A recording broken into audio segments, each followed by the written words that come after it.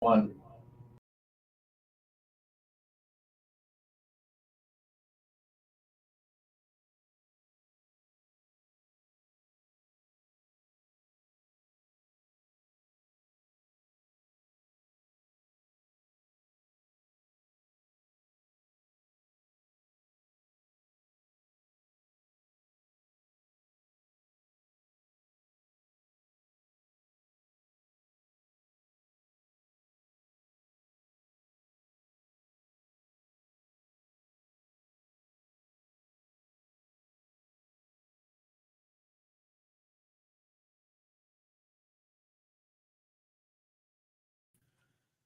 At Applewood.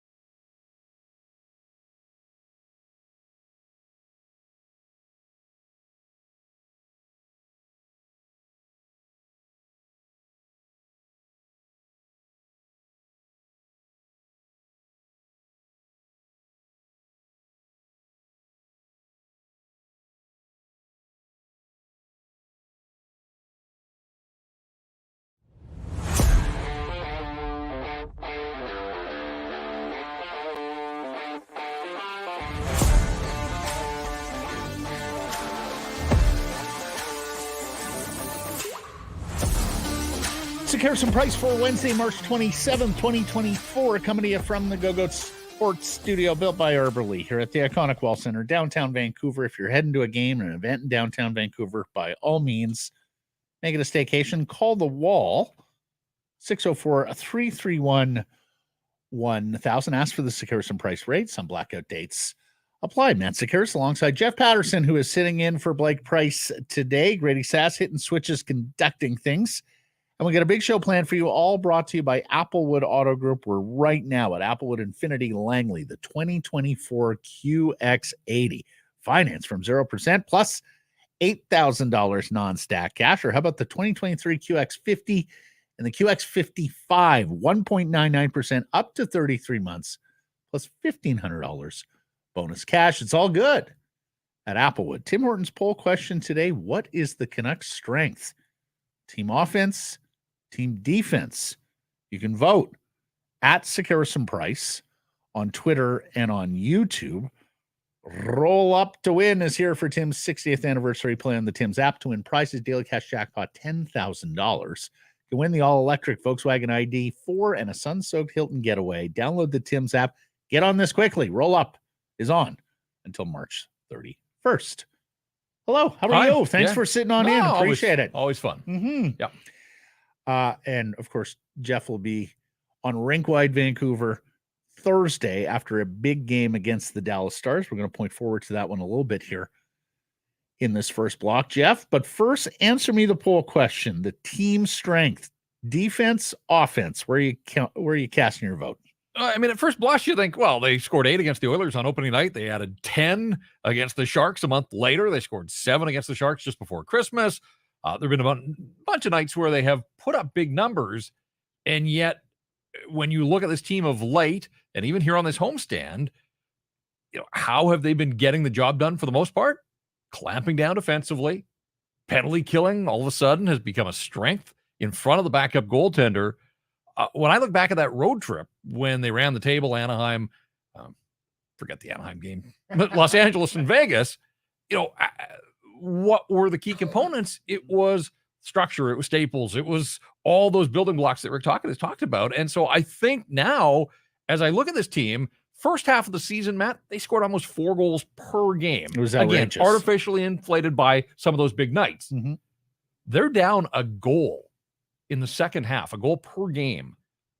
I think defense is the answer to what is ultimately this team's DNA, and what is its key to success is going to be locking down games.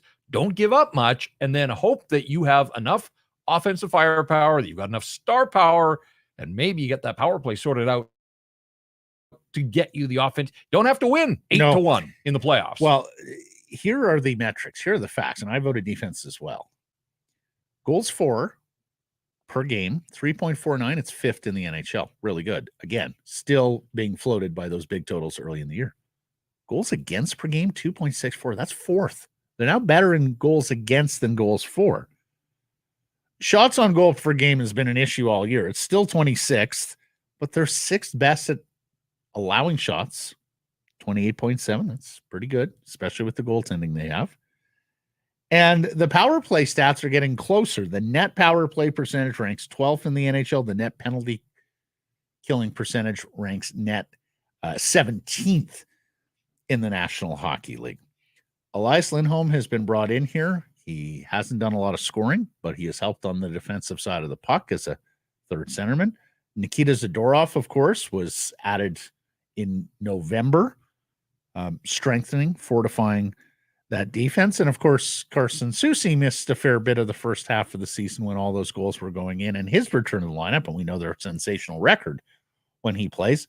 So yeah, I mean, remarkable that we're at this stage, because they were just scoring so many goals and so much fun and so entertaining in the first half of the season. And incredible too, they're going to have a 100-point scorer in JT Miller, and quite possibly 2 90-point guys in Elias Paterson and Quinn Hughes, and a 40-goal scorer if Brock can find 3 more here before the end of the season. So yeah, I mean, they've got all these offensive guys, but I still track back to, if they're going to have success in the playoffs, it's going to be locking things down. Maybe not as stifling as the LA Kings the other night, but they may have to beat the Kings at their own game. Well, and the other thing, of course, is they have played, the last 6 games without their starting goaltender, and yet still the chances against, the shots against, the goals against have been exceptional. We worried for poor Casey DeSmith after that Minnesota fiasco about his peripherals and what might happen at goals against and save percent.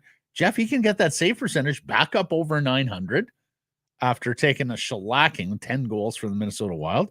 And the goals against average, he can also whittle down to a more appropriate number from the 273, which isn't all that bad, that he's lugging right now. Now, speaking of goaltending, the Canucks with a move today, Thatcher Demko to LTIR. Now, he's already missed 6 games, 6.5 if you count him coming out of that Winnipeg game. So with this move, the earliest he could come back is after the 10 games missed. So that's April 6th at Los Angeles, but you would doubt that that would be the spot because it's at the end of a road trip. So you'd be looking at the next game up for Thatcher Demko, which is the home game April 8th, Monday, against the Vegas Golden Knights. But keep in mind, these are all moving targets, that this just means the organization knows that he's going to miss the bare minimum to be placed on LTIR. It doesn't mean that you pencil him in for April 8th. In fact, you might want to give him, and he may require, an additional week at that point. The Canucks have really gone into lockdown mode in terms of any information coming out about Thatcher Demko. I saw him out at the bench during a practice day one day last week in sweats, and that's the only time that I've seen him at all. So certainly hasn't been any indication that he's back on skates here. So I look at, Saturday, April 6th is the tail end of a 3-game road trip. Now, LA's an easy flight, but he's going to need some practice days, obviously, ahead of that. So after the LA game, there are 5 to go: at home to Vegas, at home to Arizona, in Edmonton, home to Calgary, and then the final game of the regular season in Winnipeg. I mean, your guess is as good as mine. We just know that he won't be available until the game in Los Angeles. Yeah. But if he doesn't play that one, I still think And Kevin he Woodley does have some time to practice between the Arizona game and that LA game, where it might be tough to find him a practice after the LA game with travel on But again, we're speculating on his readiness, right? We Right. just don't know. Just by this paper transaction doesn't mean that he is ready when he can come off LTIR. Fair. So, Fair. And look, I've talked to Kevin Woodley at the rink a bunch of times. You know, he points to the preseason that a lot of these starting goaltenders, they get 2 or 3 games in the preseason and then they're ready to go. And in fact, Thatcher Demko was the best goaltender in the National Hockey League to start this season with only a handful of games. So, you know, I don't think it's imperative that he gets 4 of the last 5 or something like that. I think it's going to be important that he gets a couple to find his rhythm and his routine again. But yeah, I just think you have to be careful that this really is a paper transaction that frees them up to allow them the cap space now to bring up Arshdeep Bains, who's the other part of this equation. Yes, recalled on an emergency basis, which also got your antenna up. Yeah, now that's cap friendly, and they generally have the right information, but the Canucks just, you know, their tweet was just that Baines had been recalled. No mention of the emergency basis, but it does beg the question of who is available. You know, are there more injuries up front than we already know about with Elias Lindholm and Dakota Joshua? Joshua should be getting back in the lineup at some full point. Contact. We're in a full contact jersey at practice. Elias Lindholm not on the practice ice as the Canucks. They're at UBC today. Yeah. Now for Baines, 5 games here. That first look, you know, the first game I thought was pretty good. It was NHL excellent. debut. Yeah, After that, first game was excellent. Kind of tailed off. No points, 3 penalties. There were some signs in game 2 or 3, but the bell curve wasn't great there. But he went back to Abbotsford and did exactly what he's done. He still leads that team in scoring with 49 points. He had 10 points in the 11 games since he was sent back to the minors. So it looks like he's been at the top of his game at the AHL level, and we'll see. Just being recalled doesn't mean that he gets plugged into the lineup, but going back to the conversation we just had a moment ago, where offense has dropped off a little bit, and they had Phil DiGiuseppe in the top 6 the other night to start against the Los Angeles Kings. Maybe there is an opportunity for Arshdeep Bains to get plugged in there and see what he learned from his first go round in the National Hockey League. Well, and the other thing I'll say is the Vancouver Canucks need some soldiers here. Like, even if Dakota Joshua comes back, if you're telling me that Elias Lindholm is banged up now and looks like he's, missing practice today, missed the game on Monday, we could very much be looking at opportunity and needing someone like Vasily Podkolzin, like Arshdeep Bains, to step up and be part of the offensive solution here. Yeah, look, P.S. Suter's been a nice addition to the Vancouver Canucks. He has done everything that they have asked of him. He has played in a bunch of different situations. They moved him to the third line center the other night with Lindholm out of the lineup. But Matt, P.S. Suter has gone, he has 1 goal in his last 25 games. It was the 5-0 goal against the Winnipeg Jets at the start of the homestand. So this idea of moving forward to the playoffs, if Lindholm's not available, now it's about figuring out like what is the optimal lineup, and PDG in your top 6 ain't it. It just isn't it. So opportunity perhaps for a guy like Podkolzin. Again, P.S. Suter, the numbers indicate that he makes that line with Miller and Besser better, but you need some sort of bottom line from the individuals as well. And 1 goal in 25 games isn't exactly getting the job done if you're P.S. Suter holding down a top 6 spot on a playoff bound team. Think of it. Even when we were talking about all the great spade work and not necessarily getting the results for the Bluger, Joshua, Connor Garland line, it did not extend to 25 games. The production started to come a little quicker than that. Let me ask you on Linholm. I'm starting to get some Derek Roy vibes here. If you remember, the Canucks added, and at the time, he was the best centerman at that particular trade deadline, 2012, 2013, coming from the Dallas Stars, a second-line center in the National Hockey League, was more a setup guy than he was a goal scorer. Got here, I believe got hurt at one point, and it just became clear he wasn't going to bleed for the Canucks, that he was looking at free agency and what was at stake for him financially in what turned out to be his final contract, or one of his final contracts in the National Hockey League. Elias Lindholm has a lot at stake this summer.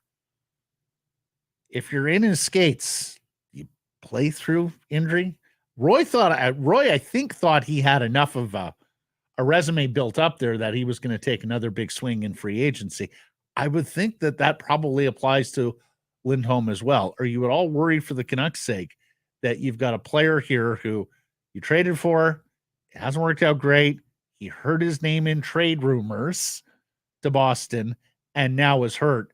Are you at all worried that he may not want to bleed here for the Canucks and what's left of the season and the playoffs? I mean, my brain is certainly willing to wrap itself around that notion, but I want to give the player the benefit of the doubt. He's a hockey player. He wants to play. And I think that there's some pressure when you know that a club has given up the assets that it did to bring you in.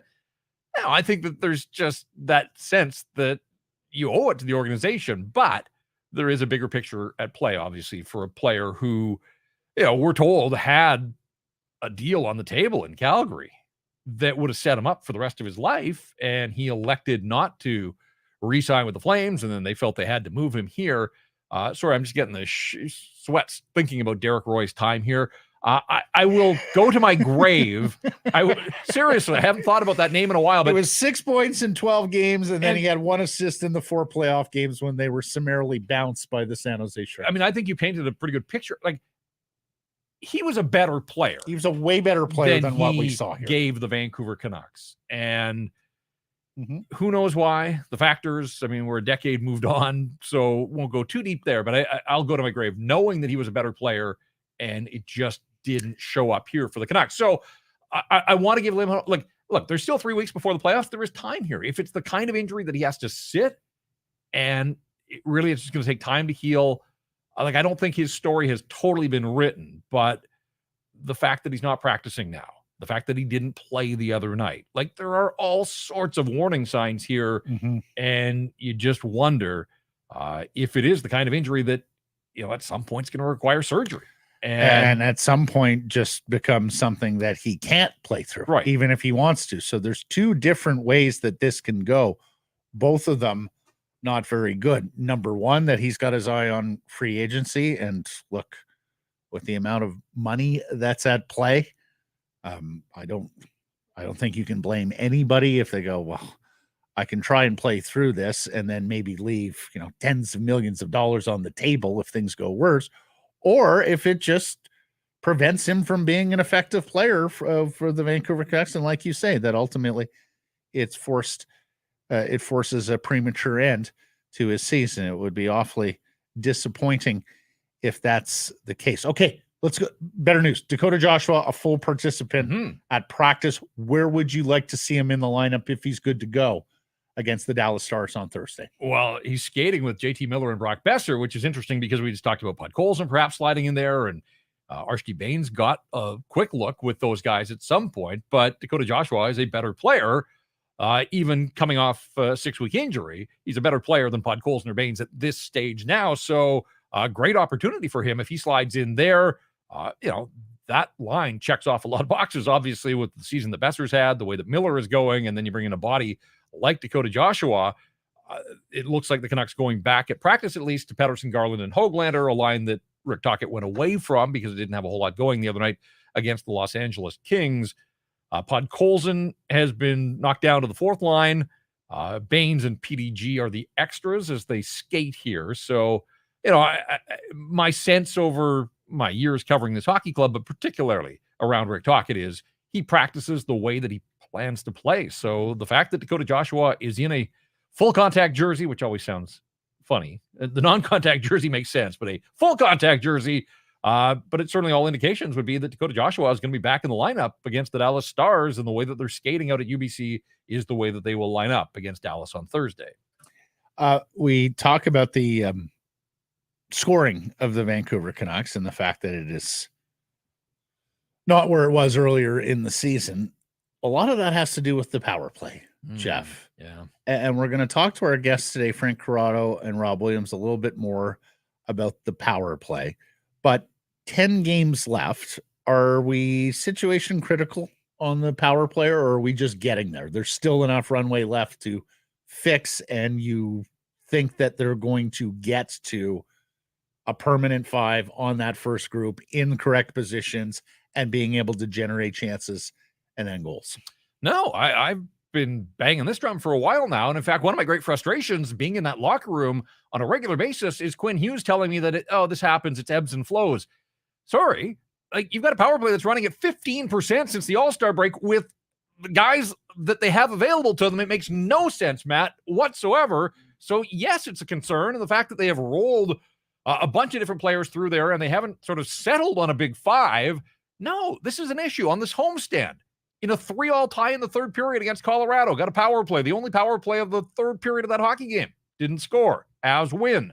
Against Washington, down 2-1 in the third period. Got a power play. Didn't score. Capitals won. The other night against the Kings, had a chance, the first power play of the hockey game. We talk about the need to get out in front of the Los Angeles Kings and get a lead and force them out of their comfort zone. Had a power play in the first period. Did nothing with it. One shot on goal. No, I mean, that's just off the top of my head that, these are recent instances.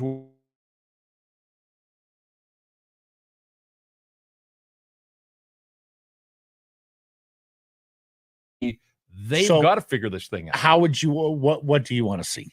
I don't know the reluctance of giving Nils Höglander a shot. Like, this isn't a fluke anymore. He has 22 goals. They've all come at even strength. Maybe give him a look on the power play and see if he can't add to his total there. They've moved JT Miller back to the left side. Like, for the longest time, they had Garland over on the left side. They had Lindholm, a couple of right shots. It wasn't working. So they've moved JT Miller back to his comfort zone. And there have been some moments where the power play has looked really good.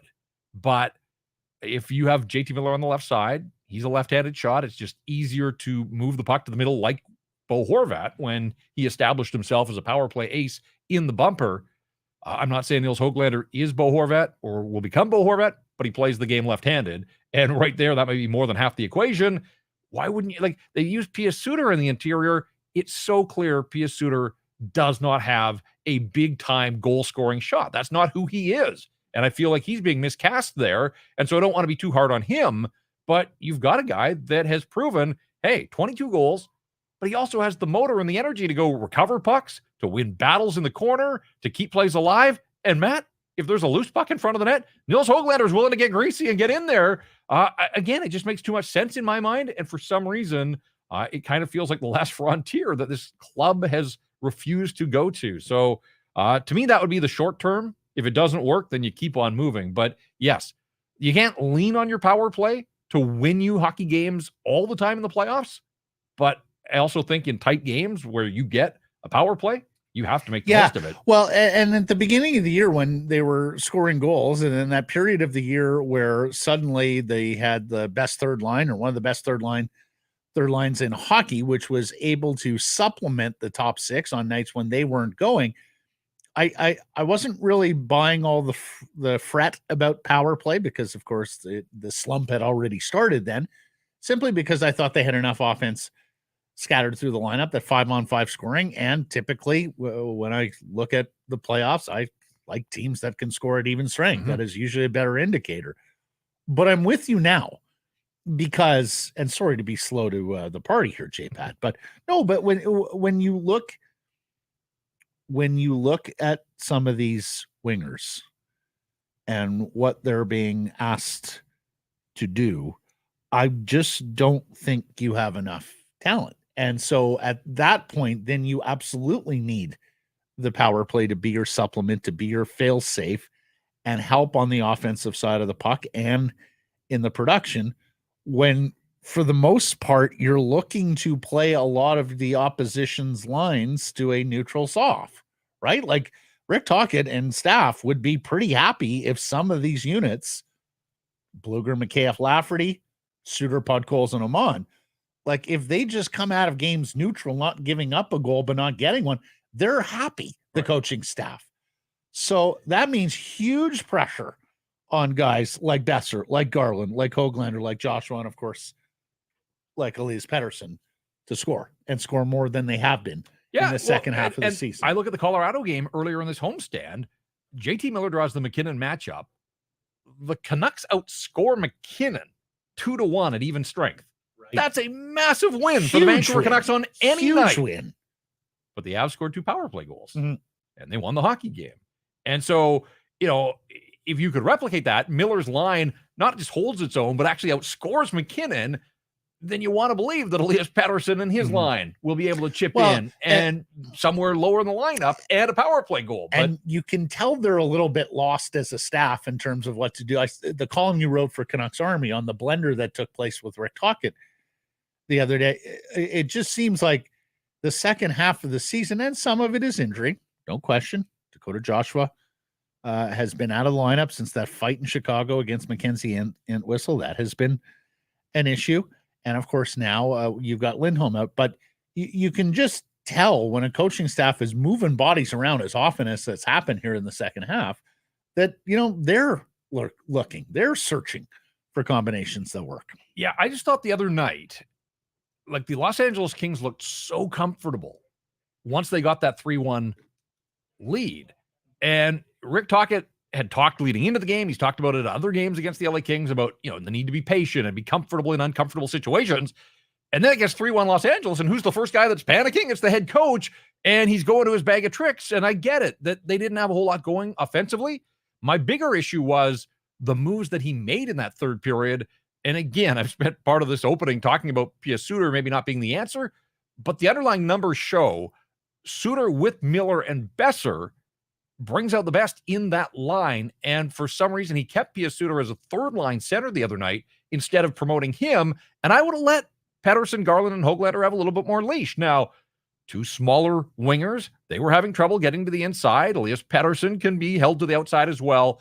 That line didn't have anything going. So I understand where Tocchet was coming from, but I thought even going to Zadorov as a net front presence, something that we haven't seen, that felt like desperation as well from Rick Tocchet. So, it's easy to say, hey, it's on the players. They've got to get the job done. I'm not sure that the coach had his finest night, and he has pushed almost every proper button for this group all season, but it just kind of felt like he was part of the issue the other night instead of being part of the solution. Let's move to the defense here, Pat. Filip Hronek. Yeah. Got a chance to see him anchor his own pair alongside Nikita Zadorov. What did you make of them, and what do you make of watching this, seeing this? Because we haven't seen a lot of this earlier in the season with him playing with Quinn Hughes so religiously. Give me a sense of how you feel about Filip Hronek anchoring his own pair, how much longer you would go with that here with 10 games remaining. Well, and I'll answer the question. If at all. I'll answer the question in a sec, but ultimately it's not so much what I think and the fact that Hughes and Hronek back together at practice, the first practice after the game against the Los Angeles Kings probably tells you what the coaching staff thought. I thought Hronek and Zadorov were fine, and the underlyings showed that they held their own. Zadorov was physical. Again, got the opportunity late in the game because some other guys weren't going the other night. I don't think we're going to see that an awful lot moving forward, but whatever. It's there, I guess, as an option. What I think is part of the equation that has to be considered here is when Hronek was pulled away from Quinn Hughes, it meant that Hughes played with Tyler Myers the other night. Well, guess what?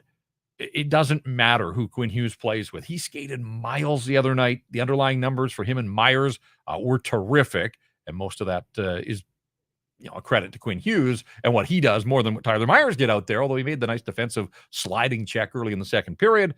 You've got a Dallas team coming in here on Thursday that has 7 20-goal scorers.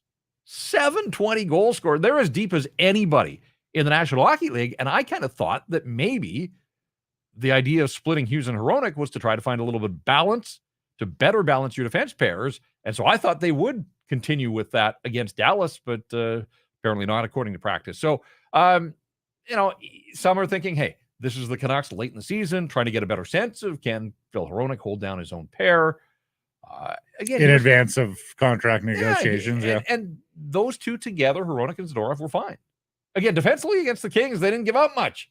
What was it, another night of 4 high danger shots? Like, it wasn't the issue of defending. There was the little breakdown there late in the second period, a couple of scorely goals, obviously. But no, I thought defensively the Canucks were fine. They just needed to find a way to generate more offense. And it wasn't for a lack of trying from Quinn Hughes, who played 26 minutes, played the final 3 minutes and 57 seconds of the hockey game, came off the ice once in the final 5.5 minutes. So, I think. And did you hear his comments afterwards about expending energy and having to understand? So, like he had so many dashes into the offensive zone the other night, but they didn't lead to anything. And that's Yeah. sort of the frustration. That is, at that point, misguided energy on his part, skating circles around the offensive zone, but nothing to show for it. So I love the fact that he's thinking that Yep. way, and yet I'm also concerned by the fact he has to think that way. They have leaned on him a fair bit.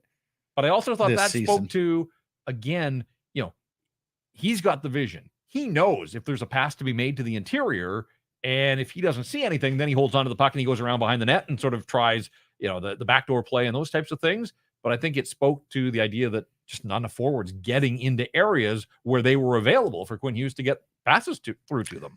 That was 7 20-goal scores for the Dallas Stars. Yeah, and a 15-goal defenseman. Yes, and yet none of those players are Victoria's Jamie Benn, who's the hottest of them all. He has scored in 5 straight games to get up to 17. So he'll get to 20 as well. On $9.5 million. Well, he's got 9 games left. He scored 6 goals in the last 5. Like, he's sure, on an but I mean, right before that, he was at 11, Jeff. So, we'll see. Of course, no Tyler Seguin, or at least we don't think Tyler Seguin for the Dallas Stars tomorrow night. Wanted to get into this game because bit of a homecoming for one Dallas Star, and what an impact that Logan Stankoven has made in that Dallas lineup. He's got 11 points in 15 games. The ex-Kamloops Blazer, of course, the 47th pick in the 2021 draft, the guy the Canucks should have taken instead of Danila Klimovich, of course. And how about this from, someone who replaced you at Radio NL in Kamloops? He replaced your replacement, yes. John Keane, who's been there a long time, reporting that Logan Stankoven is up around 120 folks from Kamloops who want to make the trek to watch him play. John reports that Logan flipped the bill for about 25 tickets to close friends and family. Hey, Stankoven may compete with the Fabro family here for the biggest traveling party at Rogers Arena amongst visiting NHL players. And has earned his opportunity. He's been one of the highest scorers in the American Hockey League all season long. Not big in stature. They list him at 5'8", but plays a lot bigger than that, averaging 15 and a half minutes. Like, they have plugged him in as a third-line guy, and what a find for them late in the season. Not that they need a whole lot more. We talked about that. The Dallas Stars, Matt, are the second highest scoring team in the National Hockey League. Like, nobody talks about them. And one hell of a goaltender there. Yeah, and they did the pretty good defense crop too, especially the season Thomas Harley's having. Well, and they just added old friend Chris Tanev as well. It'll be his first game back here since that deal. But the Stars beat San Jose last night. Went with Scott Wedgwood against the Minnow. Yeah, and Ottinger hasn't had the best year here. No, but we're starting to see that. And you heard JT Miller the other night talking about other teams, and he's noticing other teams using the Canucks as a measuring stick. Winnipeg saved Connor Hellebuck for the Canucks at the start of the homestand. Colorado went with its backup in Calgary the night before, kept Georgiev available. So the Dallas Stars are going to do the same thing here. Jake Ottinger rested and ready to go. But, on top of them being the second highest scoring team and all of this balanced scoring with that win in San Jose, they're the top team in the Western Conference. Team in the West. Yep. Again, everybody's focused on Colorado and the season McKinnon's having. And, I think that there's this idea of the Winnipeg Jets, and wouldn't it be cool, another Canadian team. Like, Dallas just quietly going about its business, and its business is being the best team in the NHL. One of the teams tomorrow night is leaving the building with at least 100 points. Yeah. Because it's 99 against 90. I guess they could both get there if the Canucks were to beat the Stars in overtime. Then you're right. And of course, they leapfrog Vancouver and Colorado with that win in San Jose, because Colorado lost to the Montreal Canadiens. Winnipeg is starting to lose a little bit of touch with the derby up top for the number one seed. If I'm the Jets, I'm looking over my shoulder at Nashville with the way that Nashville just continues to win. They beat Vegas in overtime on Tuesday night, 5-4. We're beyond a heater here with Nashville. They were down 4-1 the entire second. They were down half. 4-1 going to the third period. O'Reilly, Forsberg, Nyquist, and Yossi, like their big four, score the goals that get them right back. Yossi scores the winner. We should mention as well that, if you think that the Canucks can still win the Western Conference, and I don't know how much of a priority that is for a lot of people, but it would get them home ice in all of the rounds, 1 through 3, certainly. If Dallas comes in here and beats the Canucks in regulation, they'll pull 3 points in front of the Canucks. Now, 3 doesn't sound insurmountable, but with 9 games remaining after that, like, I do think if they have designs on winning the West, they have to win in regulation tomorrow night against the Dallas Stars. I think 3 points at this stage, and the Canucks have a difficult schedule. They still have to go to Vegas. They've got to go to Edmonton. They have to finish in Winnipeg. If Dallas pulls 3 full points in front of the Canucks at this late stage, I'm not sure that the Canucks are reeling them in for the conference Who title. did you say that Dallas has left? Is Dallas? I haven't looked at Dallas' Okay. schedule, but aren't they? No. Yeah. Well, no, I mean, Dallas has 2 more against Seattle. They got a Chicago mixed in there as well. They got a Buffalo in there somehow, some way, and St. Louis as well. So, yeah, we know, especially with the way they've played against the Kings, the Canucks schedule a little more daunting, I would say, at first blush than Dallas. I like the poll question you asked on Rinkwide Vancouver yesterday with regards to Canucks milestones. Who's going to get there? To recap, this is JT Miller trying to get to 100 points. Of course, fell just shy a couple of years ago. He's on 91. This is Hughes trying to get to 90 points. He's at 81. This is Besser trying to get to 40 goals. He's at 37. And Filip Hronek, who's trying to get to 50 points from his 45. You asked most likely. I voted JT Miller because I just think he's on such a heater. Plus, I think if he's close, they're going to try and. They tried that the other couple of years ago. No, I know. But the one I most want to see is Brock Besser get to 40 goals. I want JT to get to 100 just because he finished on 99 2 years ago to get that close. And I didn't think that this opportunity might ever present itself again. So I think it would be a little crushing if career he was year. to finish Remember, on, we all thought, that looks like a career year. Worked out okay for him negotiating off that career year. I want to see Brock get to 40, especially the fact that he had 24 at Christmas time. I mean, his production has slowed. The other night, the bouncer, they all count, but just his second goal in 10. And part of that is, look, they can all get there if this power play heats up again. So it's sort of bring it back to what we talked about earlier.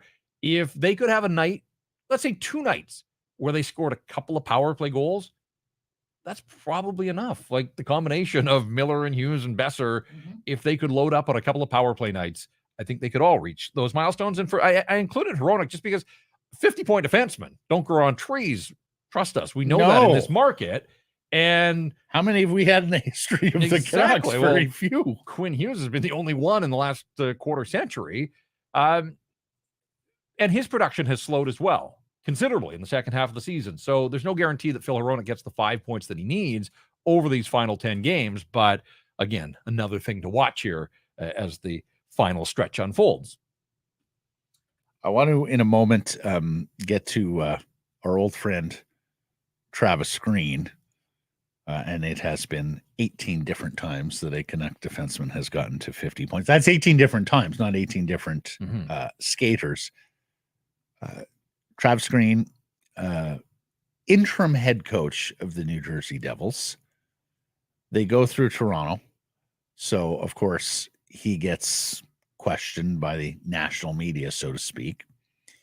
I want to read you the quote. Did you see this? I think you did. Yeah. Great period in my life. I got to coach the Sedins, talking about Vancouver. I got to coach the Sedins, and I got to coach some some young, really good players. Had a real good playoff run. Boy, so it sounded like really geek here, Not the same thing. Obviously, things didn't go the way you want at the end, but nothing but great memories from Vancouver. You get to look back at yourself and evaluate yourself in certain areas. I think that's important, not just in hockey, but all walks of life to improve.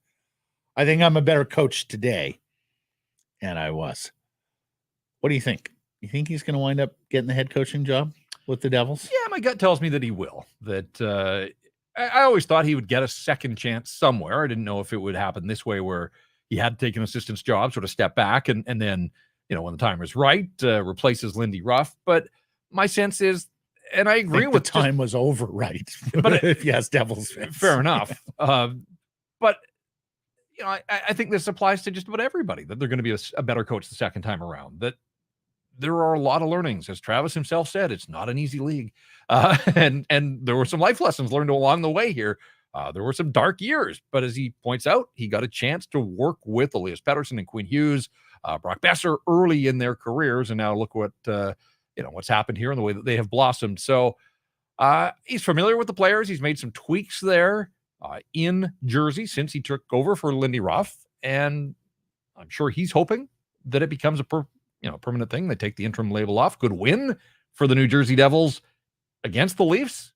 And they got outshot and outplayed badly, but ultimately they got some goaltending, and that's been sort of the team's downfall all season long. So, yeah, I hope for Travis Green's sake that he does get this opportunity to be the head coach there in New Jersey.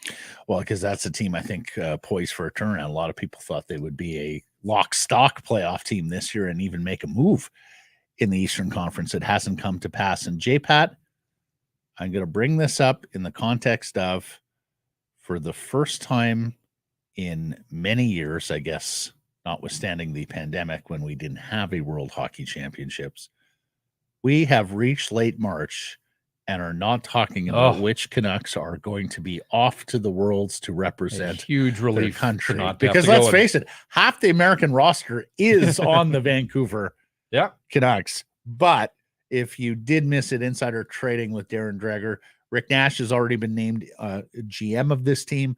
Andre Tourigny, the head coach of the Arizona Coyotes, expected to be Canada's bench boss for the Worlds in the Czech Republic. And what's poor old Latvia going to do without Artur Silovs if he's not available? If Latvia doesn't have Silovs, forget about it. They got no chance.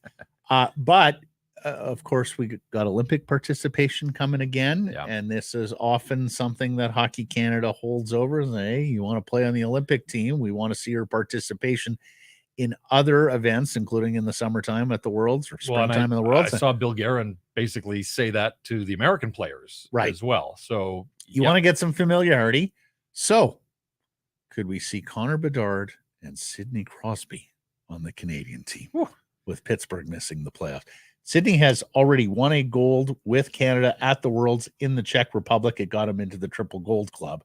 Bedard, of course, has had a exemplary Canadian career in a Team Canada sweater. He's been absolutely sensational at every stop, whether that was the World Juniors, which we saw, and the Worlds.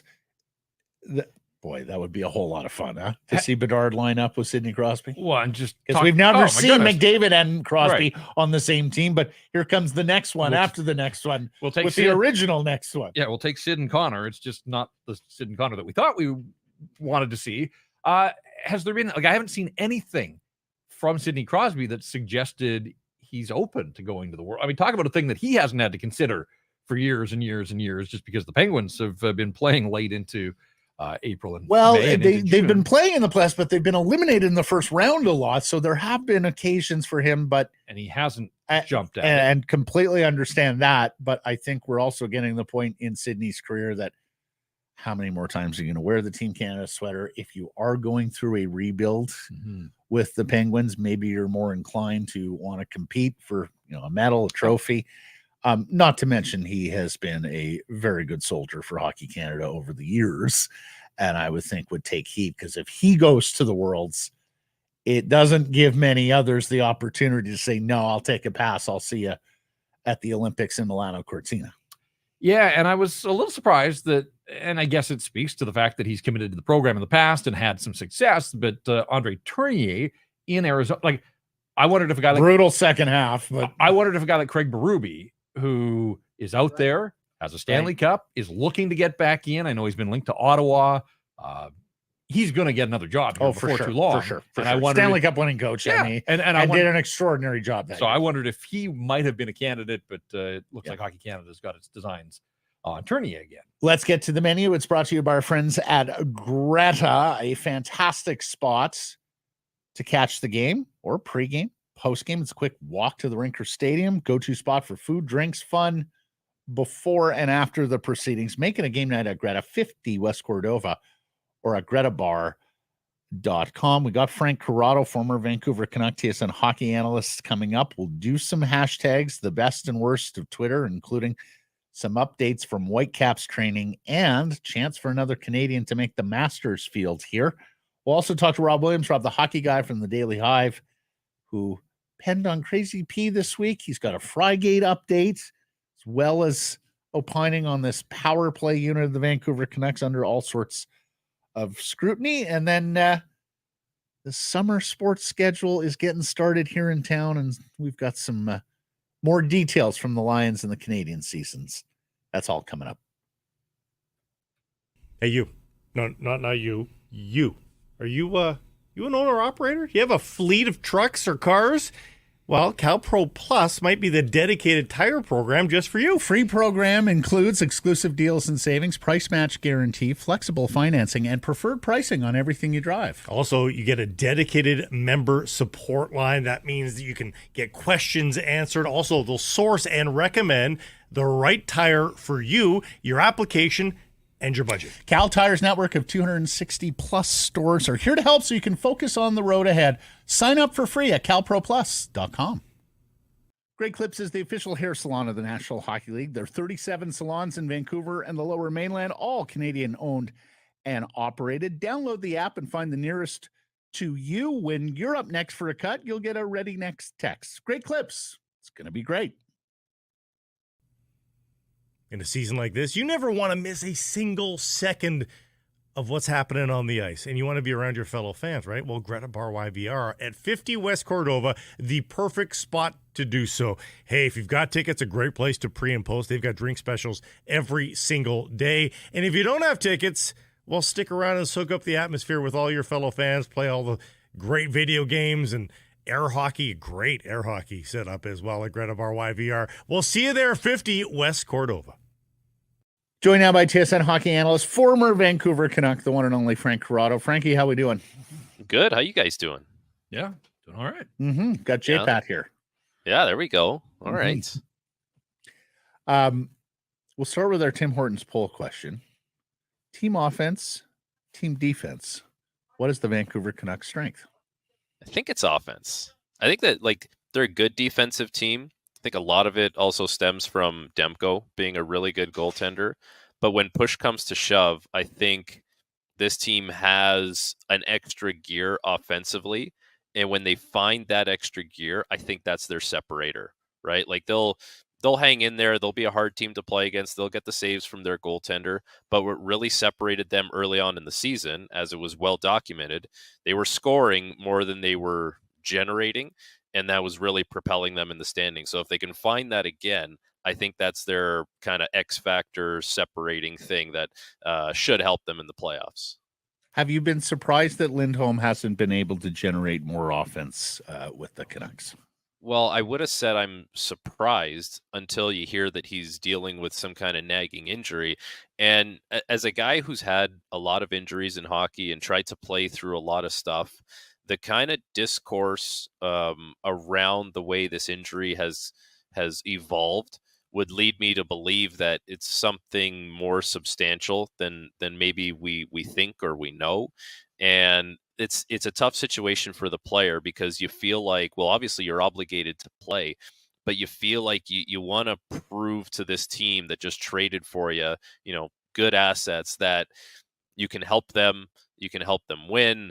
And, from an individual point of view, he's also playing for a contract. And, who knows in Calgary what those discussions were like. You would imagine at some point there were numbers thrown around. And if you turn down some good money in Calgary at some point, you probably look at it and say, man, I'm in a tough spot now because I'm hurt.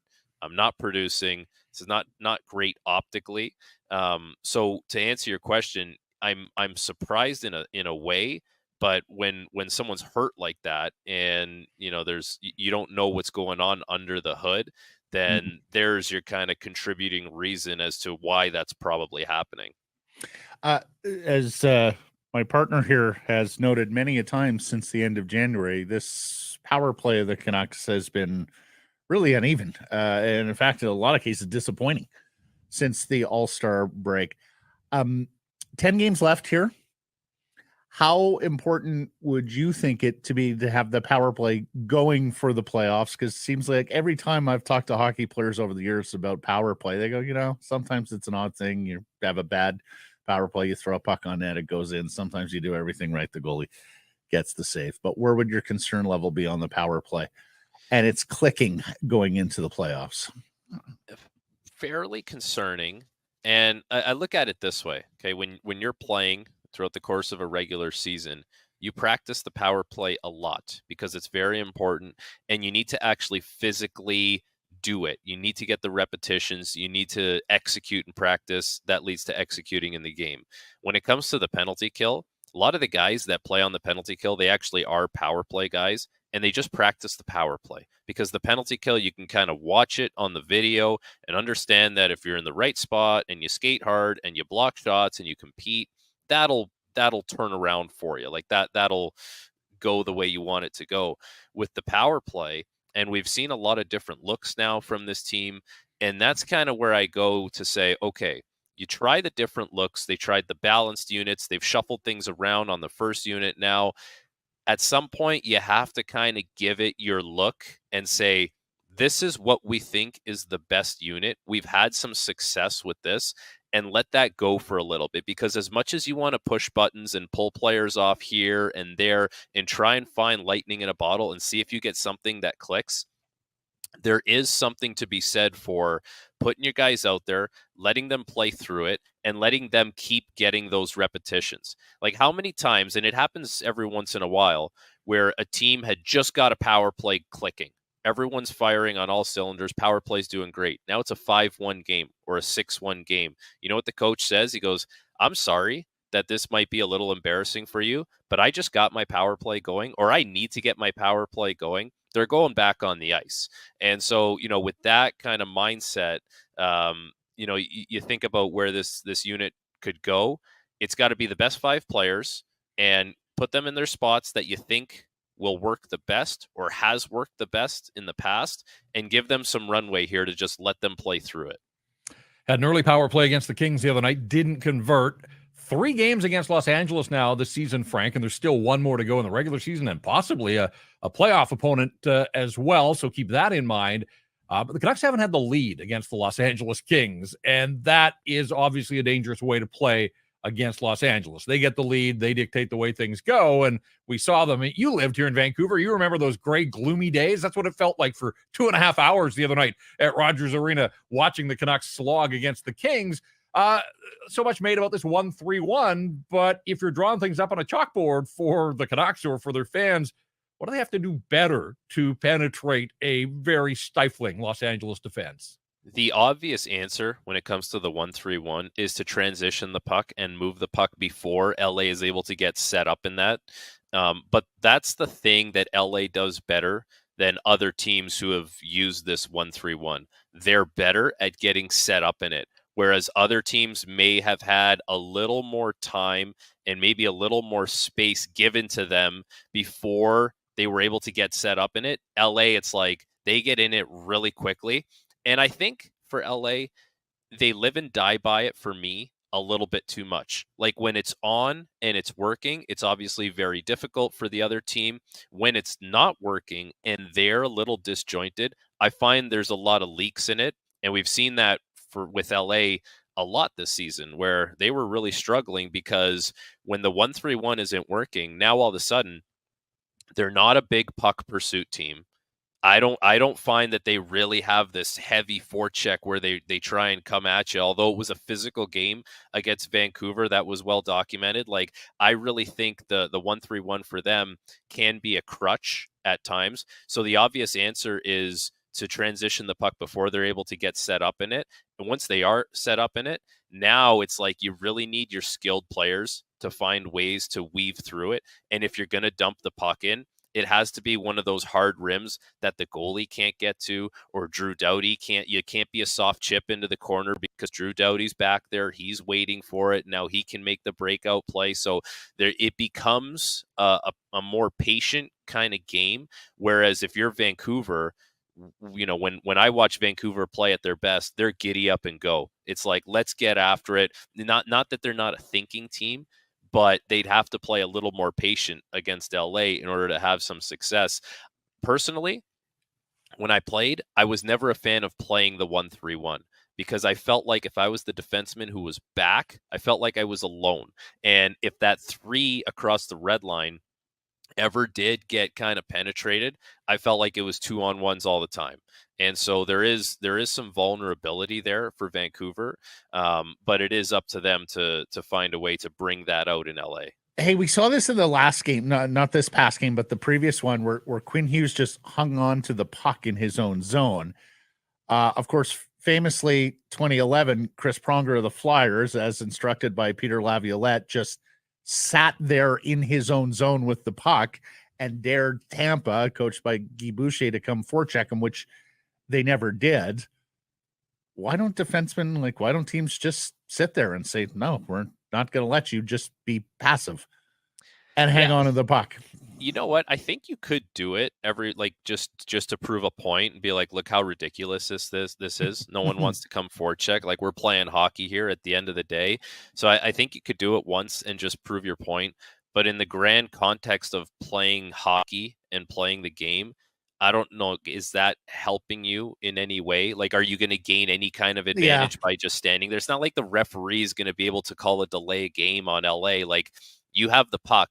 The onus is on you to bring it towards the other team's net. You can't just tell them, hey, you guys got to chase. You know what I mean? So it's one of those things. So you think that top forward, the 1 and the 1-3-1, will just be totally disciplined and won't ever take the bait if defensemen? I think there's a very good chance. I think there's a very good chance that because once he moves out of his position, now the 3, like, he's the steerer. So he needs to steer, let's say it's Quinn Hughes, to one side of the ice. So now everyone knows what side of the ice that's going on. They try and suffocate it at the red line or force a bad dump in. So without the steerer, now it's just 3 guys on the blue line not knowing which way things are going to go. There was one thing that really kind of stood out to me last game, and it was Elias Pettersson and Filip Hronek. And there was a time where Pettersson is carrying the puck up the ice and dynamic, shifty, finds a way to, make a little bit of a move. But Phil Hronek is so good at kind of just getting a piece of him, just getting in his way. And we've seen it, I saw it here in Toronto when Montreal played against Toronto in the playoffs in the bubble. And Hronek was so good against Austin Matthews. Like, that's one of the matchups where, as much as Pettersson is very good at being shifty and evasive, the 1-3-1 matched with a guy like Hronek, who really thinks the game in a defensive way and has a little bit of gamesmanship to his game, that's going to be another challenge for Vancouver. It's not just the system, it's the personnel playing the system. So are the Kings a worse matchup then, Frank, than Vegas in the playoffs for Vancouver? It depends what kind of Vegas team you're going to get. Like, are you getting the healthy Vegas? And even if you do, like, let's say you do get the fully healthy Vegas, have they had time to really gel as a group? Like, and Vegas is, the answer is Vegas, the healthy Vegas team is going to be a very, very good team, and you don't want to play against them. LA still has, goaltending that you don't feel the most comfortable with, maybe in a 7-game series. And if we've seen, anything from LA the last couple of years going against the Edmonton Oilers, is that high-end skill still can find a way to produce against that team. So they don't scare me that much, but you really have to be disciplined in the way you approach the game. And it is a little more of a thinking kind of game when you play LA. But like for Vancouver, they've kind of earned where they are in the standings all season long with their own play. There really shouldn't be a team that we talk about in the Western Conference that we say, yeah, I don't like that team for Vancouver. Like Vancouver, they are where they are for a reason, and they've been very good all season long. Frank, we saw Rick Tocchet go to his line blender and kind of hit the turbo button on it in the third period. And for a lot of the reasons we just talked about, things weren't happening for them the other night. So I get where he was coming from. I just wonder, as a defenseman in your day, were there nights where you would look or be out on the ice and think, like, what is the coach doing here? Or do you have the blinders on and your job's just to play with whoever's up front and trying to do whatever they can to provide a spark? So one time in the minors, we had a coach forget about a line for like a whole period, basically. Like we were playing in Springfield in the American Hockey League, and it's weird benches there. So there's a part of the bench where like you're almost out of sight, out of mind. So you almost don't want to sit there. And I guess after the game, the line, like they went up to the coach and they're like, what the hell happened? Like, why didn't we play? Like, I thought we were playing pretty well. He's like, what do you mean? Like, I didn't play you guys? Like, yeah, didn't see them. Like, it was crazy. And it was the talk of our dressing room for a little while after that. But you know what? I was one of those guys, to be honest with you. I kind of struggled with confidence, and I would get really down on myself. And I found that, if I made a couple mistakes in a game that were a little glaring, I'd almost have this mentality where I'm waiting for the coach to kind of pat me on the back and be like, hey, you're going to sit a shift. Or, you know what I mean? Like, you're aware it could be coming. And that's not a good mentality to have. Like, it's almost better to you don't think about anything. You just keep playing, and something happens. It's either someone else's fault, or that guy shouldn't have been standing there, or, I don't even think about it. Like, those kinds of defense mechanisms seem to help players a little more than where I was like super analytical, super critical about my game. And that just led to more thinking and a little more anxiety in my game. But I never really focused much on the forward lines, because you're so focused on what you're doing and what's happening on the back end and who's coming off the ice and who's going next. So, sometimes you'll see there's a forward line on the ice and you're like, oh, that's cool, they're playing again. Like, you just sometimes you just don't even realize it when you're playing D. Filip Hronek anchored his own pair against the Kings with Nikita Zadorov. It's late in the day, but the Canucks, of course, have dueling interests here. Number one, they want to see him. They want to get him re-signed, and they want to get an idea of his worth. And number two, of course, if they have to split up Hughes and Hronek, they need to see that as well prior to the playoffs. What did you make of it, and what do you think of the whole concept of Hronek anchoring his own pair before committing big dollars to him? Well, the anchoring the own pair thing is interesting. Ideally, yes, if you're going to pay a guy that much money, he would have to anchor his own pair. Devon Taves makes $7.5 million. Am I right there? Somewhere there. He doesn't anchor his own pair. Plays with Cale Makar. It seems to work pretty well. So there's some holes in that argument to be had. It would be nice if you had a guy making that much money to have him be the star piece on a pairing and have someone kind of roll with him. But if something works well within your group, like it does in Colorado, like it does in Vancouver when Hughes and Hronek play together, I'm not overly concerned about it, because at the end of the day, it's about what makes your team better.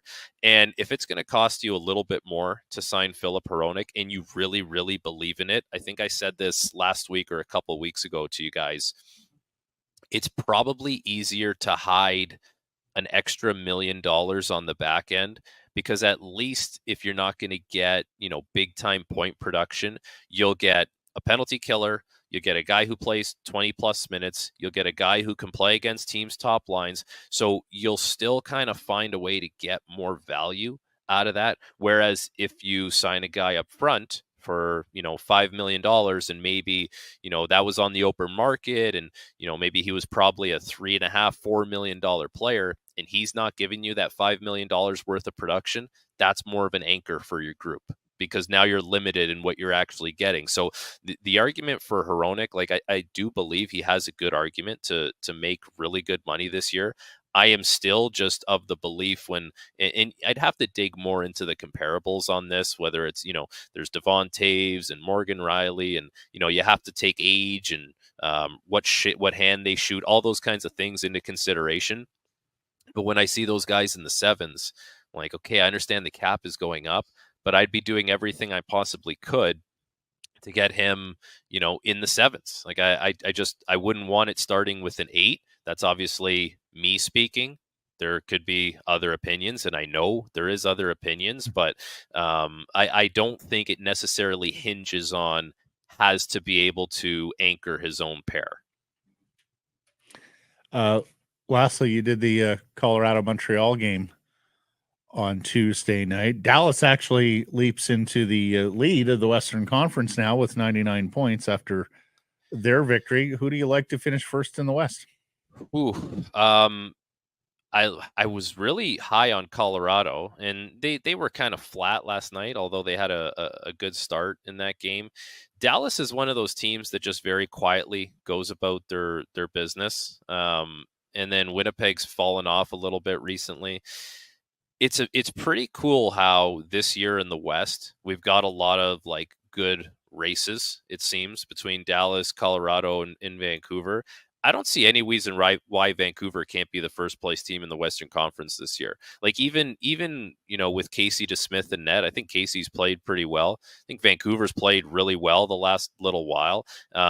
There's no like, I feel like there's no separating factor between Colorado, Dallas, and Vancouver right now to say this team is going to be it. Like it's very evenly matched, and I think come playoff time we're going to see that, especially in the first round, just how tight things are in both conferences. And like Vancouver's been there; they've been there a long time this season, so that's why I would feel confident with the fact that Vancouver has a very good chance at finishing first in the West. It's not like this is just a hot streak or a flash in the pan. Like, they've been there for a long time this season. So it's hard to say because they are so close, but any one of those three teams I feel like could do it.